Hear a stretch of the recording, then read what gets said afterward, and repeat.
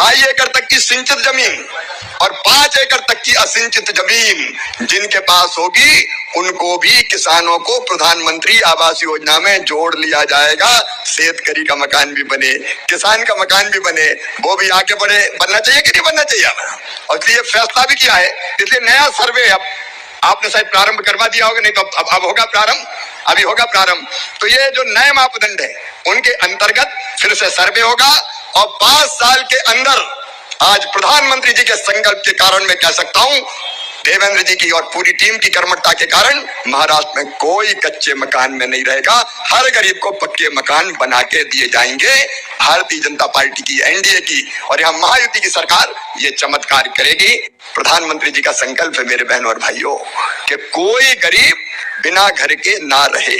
हर एक गरीब के पास कच्चा नहीं पक्का मकान होना चाहिए। प्रधानमंत्री जी कहते हैं दरिद्र हमारा नारायण है, वही हमारा भगवान है। उसकी सेवा कर ली तो भगवान की पूजा हो गई। और इसलिए संकल्प अनेकों हैं गरीबी दूर करने के। आज मैं उन सबके विस्तार में नहीं जाऊंगा, लेकिन एक संकल्प प्रधानमंत्री जी का है, हर गरीब को पक्का मकान। और उसके लिए प्रधानमंत्री आवास योजना बनी है। मैं देवेंद्र जी आपको फिर बधाई इसलिए देता हूं कि प्रधानमंत्री आवास योजना के अलावा भी आपने समाज के हर वर्ग के अलग अलग गरीबों के मकान बनाने की अनेकों योजनाएं बनाई है। चाहे हमारे एससी भाई बहनों, एसटी भाई बहनों या बाकी हमारे भाई बहनों, उनके मकान के लिए महाराष्ट्र सरकार भी अलग से प्रयत्न कर रही है। लेकिन प्रधानमंत्री आवास योजना के अंतर्गत हमारी कोशिश है। और आज मैं प्रधानमंत्री जी का संकल्प, मोदी है तो मुमकिन है, क्योंकि वो ही सोचते हैं और वो ही कहते हैं कोई गरीब कच्चे मकान में नहीं रहेगा। हर एक को पक्की छत चाहिए, हर एक को पक्का मकान चाहिए।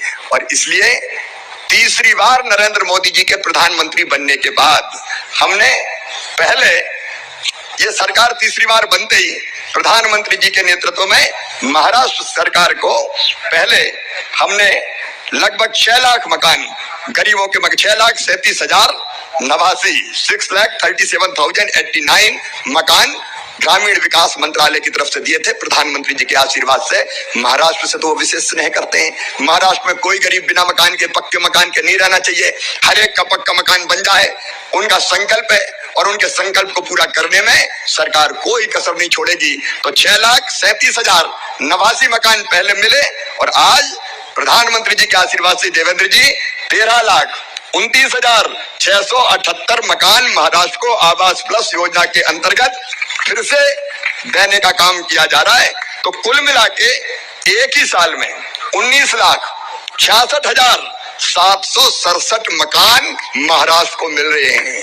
आज तक इतनी बड़ी संख्या में कभी किसी प्रदेश को, किसी सरकार से गरीबों के लिए इतने मकान नहीं मिले। और लगभग 40,000 पीएम जनमन के अलग है, तो 20 लाख से ज्यादा मकान केवल एक वित्तीय वर्ष में महाराष्ट्र को मिलना महाराष्ट्र के प्रति मोदी जी के प्रेम को दर्शाता है, हमारे संकल्प को दर्शाता है कि कोई गरीब बिना पक्के मकान के नहीं रहेगा।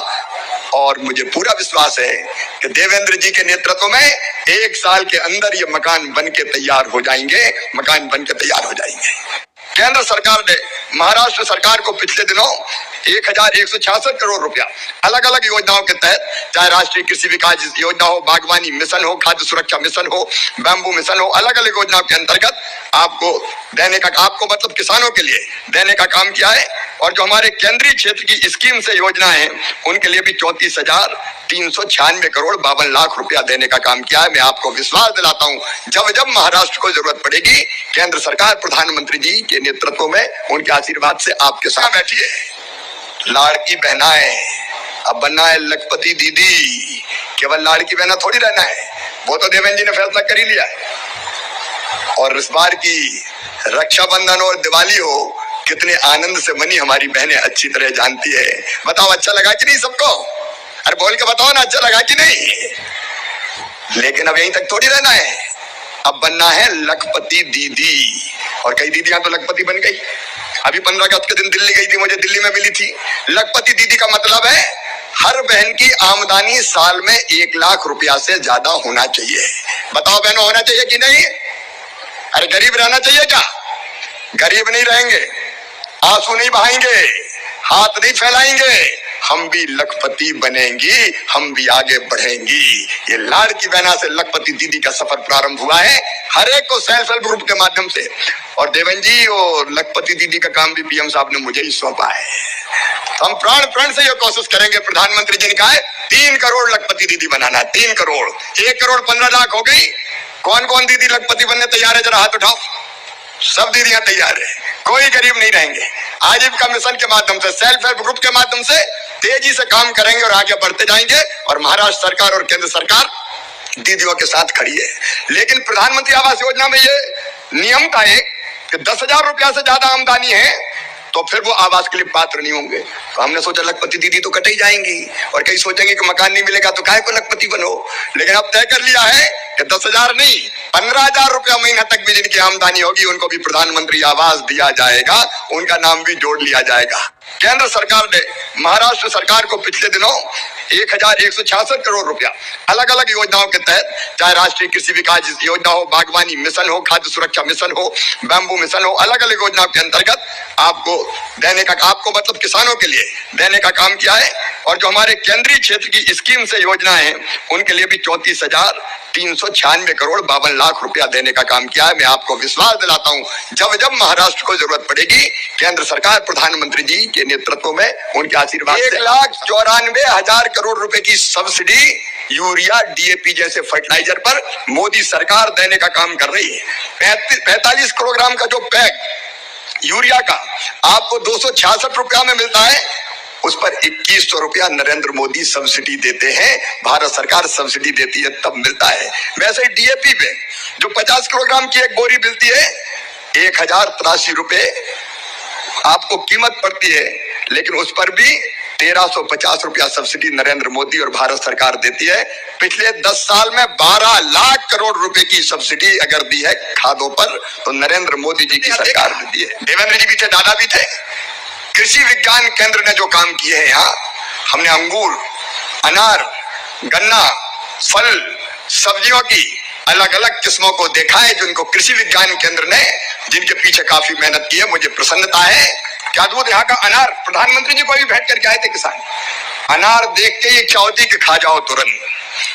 स्वरूप भी बहुत सुंदर है, एक्सपोर्ट क्वालिटी का। यहाँ के प्रगतिशील किसानों को और कृषि विज्ञान केंद्र को भी मैं हृदय से बधाई देता हूँ। उनका चाहिए, हर एक को पक्का मकान चाहिए। और इसलिए तीसरी बार नरेंद्र मोदी जी के प्रधानमंत्री बनने के बाद हमने पहले, ये सरकार तीसरी बार बनते ही प्रधानमंत्री जी के नेतृत्व में महाराष्ट्र सरकार को पहले हमने लगभग 6 लाख मकान गरीबों के 6 लाख से, राष्ट्र से तो वो विशेष स्नेह करते हैं।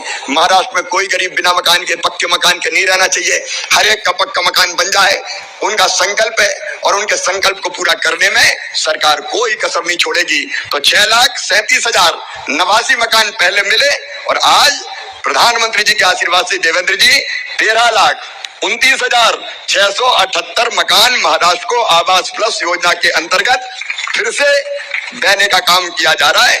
तो कुल मिला के एक ही साल में 19,66,767 मकान महाराष्ट्र को मिल रहे हैं।